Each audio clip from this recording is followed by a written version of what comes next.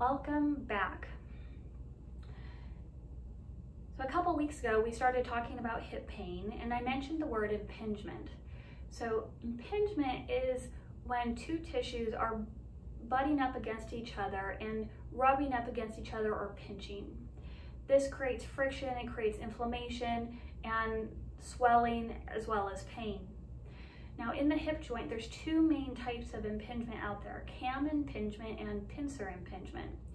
So cam impingement occurs when the ball part of the hip joint is not shaped in the way we want it. So maybe it might not be as round as we had hoped, or maybe there's some bone spurs that are growing because our body's been off position for a while and that leads to some bone growth.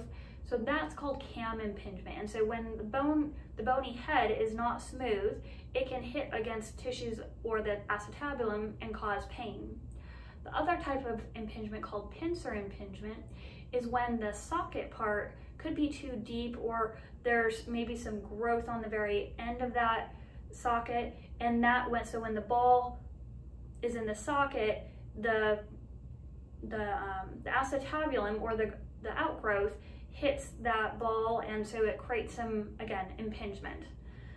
Now those are processes that happen typically over time and we see it later in life, but there are things that we can still do for it. Just because you have these growths that lead to the impingement, you still had times of life where you didn't have this problem. So we can look at how to change your body position so that you have more space available for your hip joint.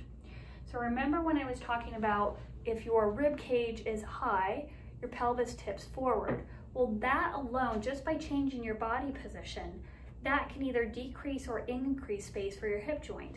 So if you look at yourself in the mirror and you see that your sternum or breastbone is prominent, then you need to consider, okay, what if I drop my rib cage in, let my belly come out, my pelvis shifts under me, and now I can work on creating more space for my hip joint.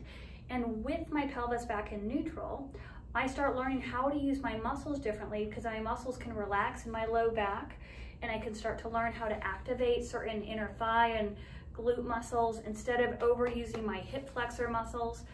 We can look at activating and deactivating these muscles to help you control this position to keep you in a place where there's more space for your hip joint. So just because you have the diagnosis of one of these two types of impingement syndromes, it's not the end all, and you might want to consider something like this before you go into a major surgery that there's a lot of recovery for. It's all up to you and how much you want to learn about your body, but there are options out there, and I just wanted to give you that information so that you can make a more informed choice. Please reach out to me if you have more questions at amy@pabertinstitute.com. I'd love to hear from you, and I'm willing to take any questions. Have a great week, and we'll see you next time. Bye.